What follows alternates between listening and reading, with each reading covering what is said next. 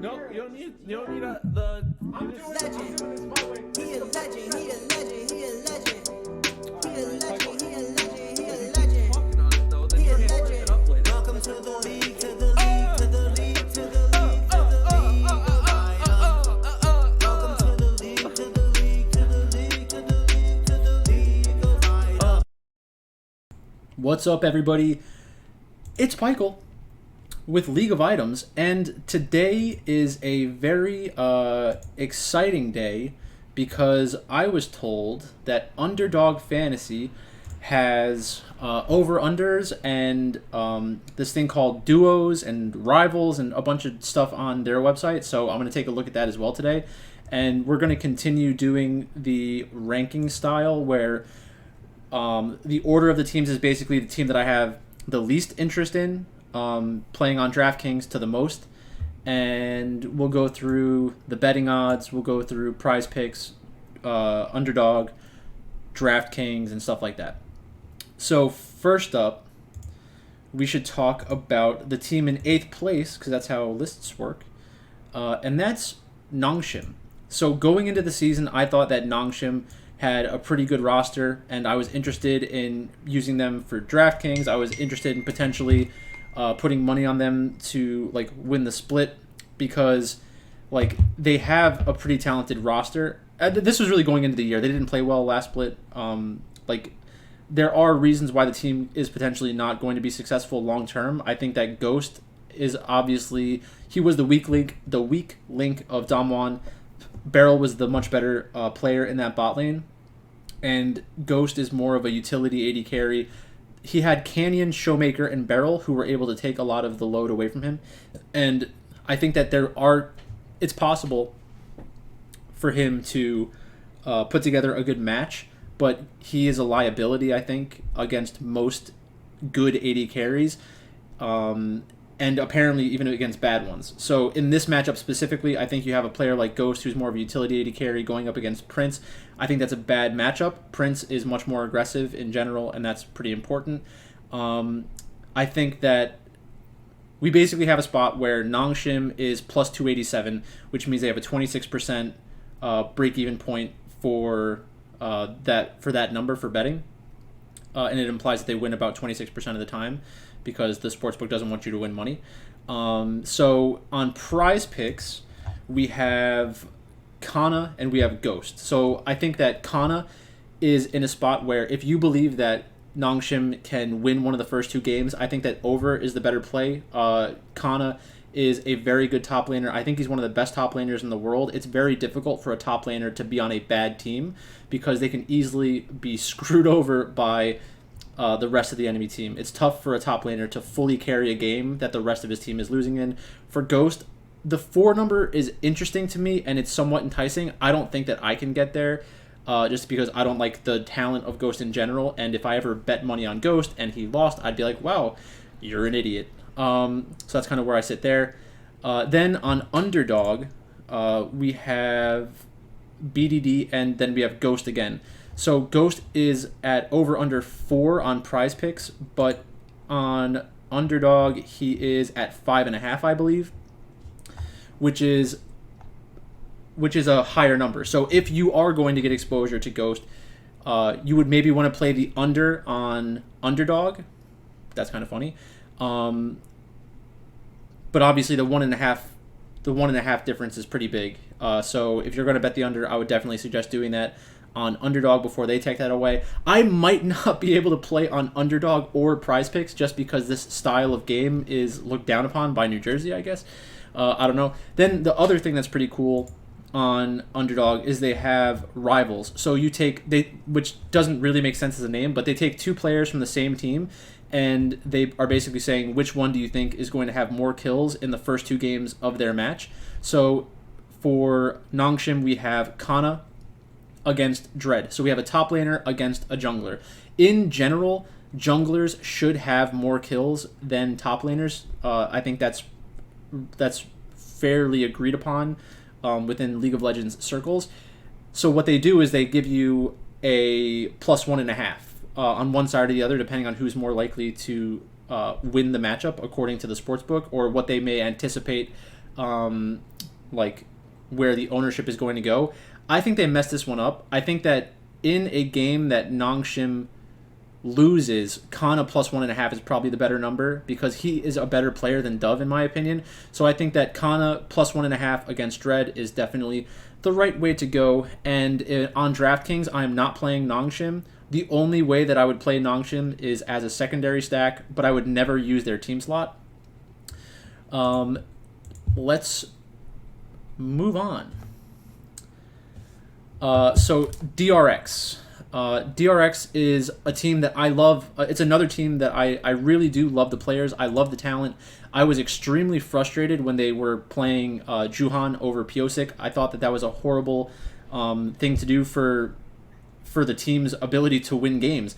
Piosik is the most important player on their team, in my opinion, and he's one of the best junglers in the world. So Piosik is going to be playing this match, I hope.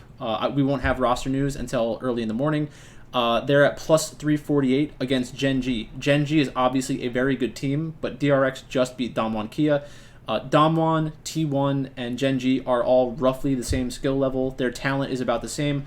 Right now, T1's probably playing the best, but they're all very good teams from a talent perspective, like a long-term talent perspective. I think that DRX has the ability to compete with those teams and is right at that level. Maybe they're slightly lower, but if you told me that DRX makes a run in playoffs and wins their region, I wouldn't be shocked. So plus 348 is a 22% break-even point. The match, in my opinion, is probably going to go 1-2, which means during the first 2 games, we expect DRX to win one of those games, which should influence how we look at things like prizepicks, underdog, and DraftKings. So for DraftKings, if you believe that they're able to beat Gen.G, I would probably suggest playing Deft as the captain. I know that Deft hasn't been as high scoring as Piosik or Zika long term, but that just means we're going to get an ownership discount on Deft, and he's still the 80 carry. In a matchup against Ruler, maybe they put more resources into Deft, understanding that they need him to play well, which shouldn't be surprising to anybody. On prize picks, we have Kingen and we have Deft. So Kingen at 3, if you're telling me that DRX does win a game, I think that Kingen over 3 is playable. In general, I don't really like considering the unders. That's just not something that I have any reason to bet on, and I can't even do it on prize picks because I'm in New Jersey. And then we have Deft at 4. So if you think it's a 2-0 sweep, you can probably feel okay playing the Deft under. If you think that they win one of the games, Deft has a relatively low kill share, I think, for ADCs in general. At least that's what it seems like. And he is also pretty likely to play something like Senna, which is a very good champion in general. The way that a lot of teams use it right now with Tom Kench is not really the way to play League of Legends, in my opinion. You give up way too much in the laning phase. And it's just not as good as it doesn't justify the level of play that it receives with how good it is. So the funny thing is that on Underdog, I guess we'll talk about that next. But on Underdog, the rival matchup is Kingen against Piosik. Kingen plus 1.5 against Piosik. I don't know what happens on Underdog if Piosik doesn't play. I don't know if you automatically win if you had Kingen, or if Piosik plays one of the games, do you win if you have Kingen? I just don't know how that works. But I think that if Piosik is the player starting the match, I think that Piosik is the better play than Kingen. He is a true carry jungler. I think that him against Peanut is going to be a fun matchup to watch tonight. And I think that if DRX wins a game, it will probably be because Piosik went completely insane. So that's it for DRX. Let's move on to our first team from China tonight, and that is Invictus Gaming. So Invictus Gaming, this is a pretty close matchup. They're a plus 124 dog to Ultra Prime. I like a lot of the players on Invictus Gaming. I think that Zika has a bright future. Shun is a good player. Mole is really fun to watch, has an amazing champion pool, can play a billion different champions, can play mid lane, can play AD carry. I'm sure he could play support as well. I think we saw him play Pyke at one point. And then we have On, who's been pretty good, and Wink, who has transitioned decently into support. The one thing I'll say about Invictus Gaming is this should be a bloody matchup, which is definitely beneficial for us, looking at things like prize picks and underdog, and even DraftKings. If you think that they're going to pull off the upset, you can definitely consider playing them as your primary stack. The interesting part of this matchup is that I think Zika is going to have the tempo advantage in top lane because in general he plays champions that are more aggressive. So I think, like, for example, Zoom is more likely to blind pick something like Ornn than Zika is.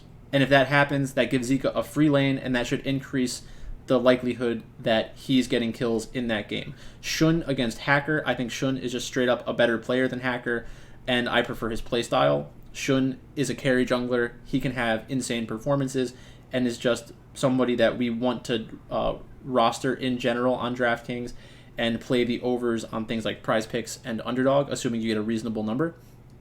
Mole, like I said, him against Cryan. I prefer the Mole side of this matchup.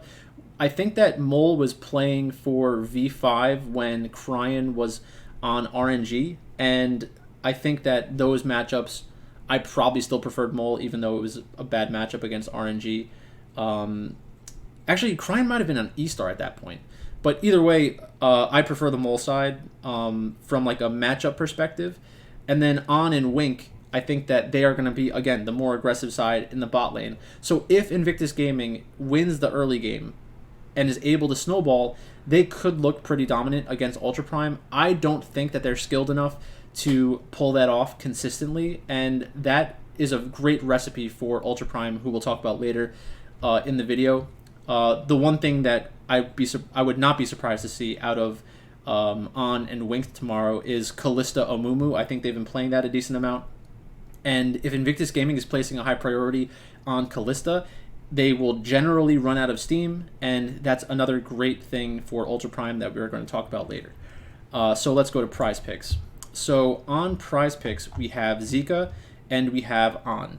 So Zika at 4.5. I don't have any problems playing the over if you believe in Invictus Gaming pulling off the upset. Even in one game, like I said, Zika should have the tempo advantage in the laning phase and will probably have the better side of champion matchups. Those are both reasons, or those are all reasons to play Zika. That's all I got to say about that. On at 7. The interesting thing is that On is at 7 on prize picks, but 10 on underdog, because they have something called duos where you're getting the 80 carry plus the support. For somebody like Wink, who is going to play something aggressive like Amumu potentially, that might actually be an okay spot. The alternative would be play the under, because you're just saying, Invictus Gaming is going to lose. On isn't going to hit 7. Wink is going to have less than 3. That means that the under is a better side. So I would definitely suggest incorporating that if you agree with me that they're going to lose. And then the rival matchup is Zika plus 1.5. Zika plus 1.5 against Shun. So this is an example where it really matters who you think will win this match. If you think that Ultra Prime is going to win the match, there will be less kills overall going over to Invictus Gaming. If there are less kills, then that plus 1.5 is going to have more weight than if they win. If they win, Shun will most likely have more. So in my opinion, I think they're going to lose. I'm going to take Zika plus 1.5 because, like I've said multiple times at this point, the matchups in top lane should be good for Zika. On DraftKings, if I was going to play Invictus Gaming, which I don't think I'm going to tonight, I would have On as my main captain for Invictus Gaming lineups. You could argue, to use like Shun if he has the most points for his team, but from a salary perspective, you don't really need to go there. And the double 80 carry lineups are normally better. Next up, we have FPX. So for FPX, we'll just start with they are minus 147. They're playing against BLG. That means that they're supposed to win that matchup 60% of the time. I don't think that's the case. The rival spot here is Clid against Summit. So we have Clid plus 1 against Summit. I think the better side is to bet on Clid plus 1. Summit, very volatile top laner. Bin is also a very volatile top laner on the other side of the matchup. If the first 2 games go 1-1, we could see both top laners hitting their overs for prize picks. Summit and Bin are both at 4.5 on prize picks. So, like, I could see playing Bin and Summit in the same combination, hitting the over on prize picks. It might be a low percentage play in general, but these 2 top laners specifically have that capability. And if it's a close match or a very bloody match, I think that, it'll be a good spot for both of them because they play good champions and they get a decent amount of champion priority in pick ban. So it'll be interesting to see how that plays out in the pick ban phase. On Underdog, the 2 options we have are Care at over under 5 and LWX and Hong at 8.5. LWX is at 7.5 on prize picks. I would rather play, if you're going to play the under, I'd rather play the under on Underdog. And if you're going to play the over, I think that the one potential kill contribution from Hong is not as good as just playing LWX over 7.5. I don't trust supports getting kills. It is another player that's in the game, but it's not. I feel like for that to actually in games where supports are getting kills, I feel like they're just less likely to win if they're getting a decent number of kills that would actually help this number. So let's just run through that again real quick. The money line's minus 147. I'm not playing that. That implies 60%. The match, I think it's going to go 1-2 in favor of BLG. The prize pick situation, Summit, the over, I could see that. If you think it's going to go 1-1 in the first 2 games, the over makes a decent amount of sense to me. LWX, if you believe they're going to win this matchup, then I think 7.5 isn't a number that should scare you. Then we have Care at 5. I don't have a great feeling for Hair. You don't get the hook either, so I'd say it's probably a stay away for me. And then LWX and Hong on Underdog. If I'm going to play the under, I would rather do it on Underdog. And then for the rival matchup, we have Clid +1 versus Summit. I like that side. And then the best captain for FPX is most likely going to end up being LWX. Then we have BLG. And this is one of my favorite spots. And this would have been my number 1 team if Doggo was available on DraftKings. He is not currently in the player pool on DraftKings, which is super tilting. I think that BLG is in a great spot here. I think that they should win this matchup more often than the 40% that's implied. I think all of the rake is on BLG because they probably anticipate people wanting to play BLG. On prize picks, there's only one option, and that's Bin at 4.5. That's because they had Rise up there, but Rise is not playing. So Bin at 4.5. Since I think BLG is going to win, I think that it's a great spot for Bin to hit the over. I want to be on the over there. On Underdog, we have Icon at 4. Icon has a sub risk, so you might be justified in playing the under for that reason alone. If you believe that FPX is going to win and you understand that there's a sub risk, you should probably play under for Icon. And then on Underdog, you can play Doggo and Crisp at 8.5. This is the spot that I wanted to attack on DraftKings. I think that Doggo at 8.5 generally is a scary thing to consider, but he is one of the better Aphelios players that we've seen at international competitions. He is very aggressive, and I think there's a very high chance that in a matchup against LWX, it's either going to be banned away from him, which I think kind of increases the chance of BLG to... Well, it gives BLG... it helps them in the draft. Obviously, they'd prefer to have Aphelios, but if FPX is using resources to get rid of Aphelios, it increases the chance for Doggo to get onto something like Zeri, or another overpowered AD carry if they're just, generally afraid of Aphelios. So I wish Doggo was in the DraftKings player pool. I'd be using him as my captain all over the place. That's that. And then we have Bin at +1.5 against Weiwei. I think that's an easy one. Bin, in the matchup between Bin and Summit should be very bloody. Obviously, Weiwei, as a jungler, is the side that we should prefer in general. But I like Bin here. I think that we'll be getting, there will be a point this year where we get a great performance out of Bin. And it's just because he's a talented player.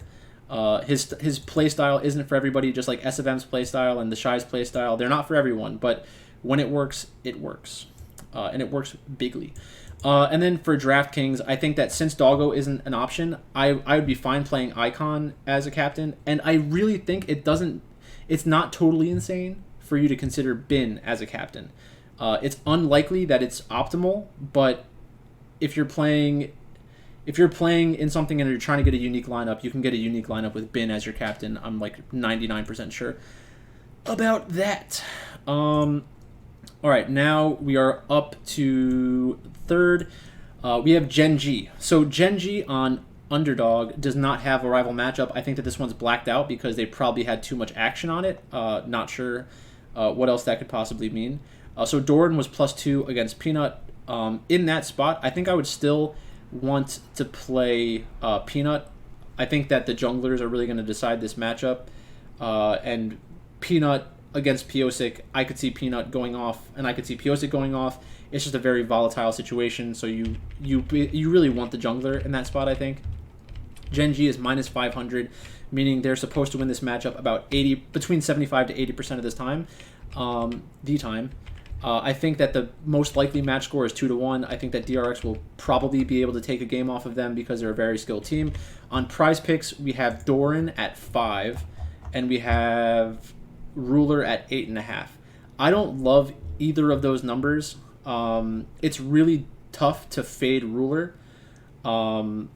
So again, it comes down to what you think is going to happen in the match. In the first two games, if they split it 1-1, I think that you're more likely to hit with Doran under than Ruler under. I'm probably not going to recommend playing Ruler over 8.5. I've heard from various people that is a pretty popular play tonight. I don't think I can get behind that play. So do what you will with that information. Then on Underdog, we also have Chovy. So Chovy is at 6. I think that Chovy is in a good spot against Zika. It's funny because Chovy and Zika are both very good players who have the ability to completely carry games on their own and drag their team across the finish line. But they also play for their team very often, where they pick things like Lissandra. I was watching Chovy play set mid and just wanted to gouge my eyes out because I thought it was a huge waste of a player of his caliber. Basically just like playing for the rest of his team, intentionally losing the laning phase. It just didn't really make a lot of sense to me, but that was their read on the meta. I think it was wrong. That was like last split or the split before. And then we have Ruler. Ruler is the best captain, I think. He's the best option for you on DraftKings. If they beat DRX 2-0 and it's bloody, Ruler will most likely be the biggest beneficiary of that. And then there's also a duo for them, so Ruler and Lehens at 12. That's an under for me. I don't think that that's that's not an easy number to hit. And especially if you think it's going to go 1-1. So take a look at that. In second place for tomorrow, we have Ultra Prime. And Ultra Prime, we have Zoom, Hacker, Cryan, Elk, and Xiaoxi. You might say to yourself, Pikel, you just told me that Invictus Gaming has a probable tempo advantage in multiple lanes, will be more aggressive in the early game. If they're able to snowball, they'll just get dominated. Like Ultra Prime could theoretically get dominated in this spot if they're not able to, stay relatively close in the early game and draft accordingly. But I don't trust Invictus Gaming's ability to close out games, and I don't think that Ultra Prime is going to try to match them in the early game. That should give Ultra Prime a big advantage, like post 20 minutes, when we're getting around like the third and fourth dragon fights, when we're getting Baron fights, Elder fights. I think those will most likely benefit Ultra Prime. It will force Invictus Gaming to continue being aggressive. If they're making aggressive plays poorly, the game can just completely turn on its head in one bad team fight, and that's one of the biggest reasons I like Ultra Prime. I think that the best player in this match is Elk. I think that the second best player in this match is probably Shun. So the talent is dispersed through both teams, but I want to be on the Ultra Prime side.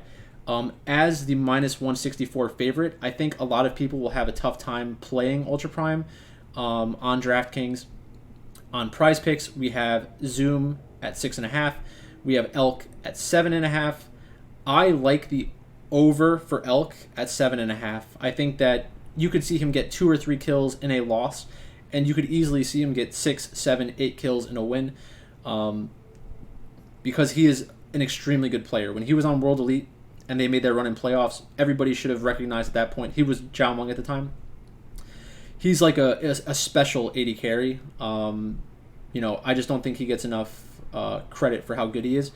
So we went through Zoom. We didn't go through Zoom, but Zoom, I'm probably leaning more towards the under on that side. I think that he is more likely to get like 10 assists than he is to get 4 or 5 kills in a game. That just, I think, stylistically makes more sense with the style that he plays in general. Then we have Cryan at 5.5. I'm not playing Cryan at 5.5. If I am, it's the under. Especially if you like Invictus Gaming, I would say fire up Cryan under. The Elkin Xiaoxi number at 8.5. I'm fine with 8.5 and 7.5. Xiaoxi is a very good support. I don't know if it necessarily helps or not, but I'm not 100% afraid of the over there either. And then we have Hacker at plus 0.5 against Zoom. I prefer the Hacker side. I just prefer the Hacker side. Let's go to the last game of the day. So we have Sandbox. Sandbox is probably going to be very popular on DraftKings, but I'd have a tough time saying that anyone else gives you the right combination of likelihood to 2-0 and kill upside. Nongshim is a good matchup for DraftKings purposes. The Ultra Prime Invictus Gaming is a good matchup as well, and so is BLG FPX. We have 3 good matches for DraftKings in general. The Gen.G DRX match scares me a little bit more, but Gen.G is still relatively high because they have a high chance to 2-0. I don't think that they're going to 2-0, but the DraftKings ownership should reflect that. So live Sandbox, minus 400 favorite. That means they're supposed to win roughly 80% of the time. I think that they 2-0 tonight. Like I said, I like Nongshim's talent, but they haven't shown it consistently. And this is a spot where I'm probably just going to eat the chalk of Sandbox and try to get different with one of my other teams. Dove is at 4.5 on prizepicks. Dove is at 4.5 on prizepicks. Prince is at 8.5. This is another spot where the 80 carry is on both websites. So Dove at 4.5. I'm fine with playing the over, but it's probably just a no play for me. Prince at 8.5.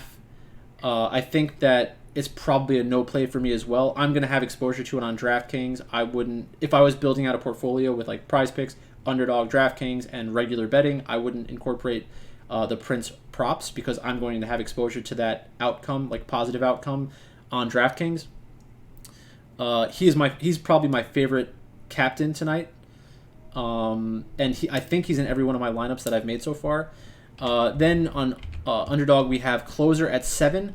7's a pretty big number, and I don't feel great about that. Would not recommend the over in that spot. Because he's going up against BDD. BDD is still a very good player.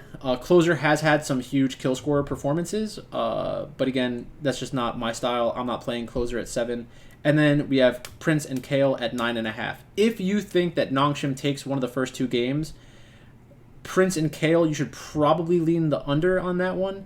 But again, if you told me that Prince and Kale combined for 1 or 2 kills in the loss and had like 8 or 9 combined kills in the second game that they ended up winning, I wouldn't be surprised at all. That means it's a very good number for them to post because it's still a tough decision if you project them going 2-0 or 1-1. And then for the rival, we have Dove plus 1.5 against Croco. I think that Croco is the right side of the matchup. 1.5 is a lot, though. So this is one I'd probably stay away from. It's not my favorite play on the board by any stretch of the imagination. Something like that. But that's basically it. So obviously that was a lot of information to go through. It's cool that Underdog has this up. PrizePicks has it up. Sometimes we'll be able to compare them to one another and find a better spot. And then, DraftKings is always fun. Betting on the game is always fun. But that's all I've got for you today. Thanks for watching, and I'll talk to you later.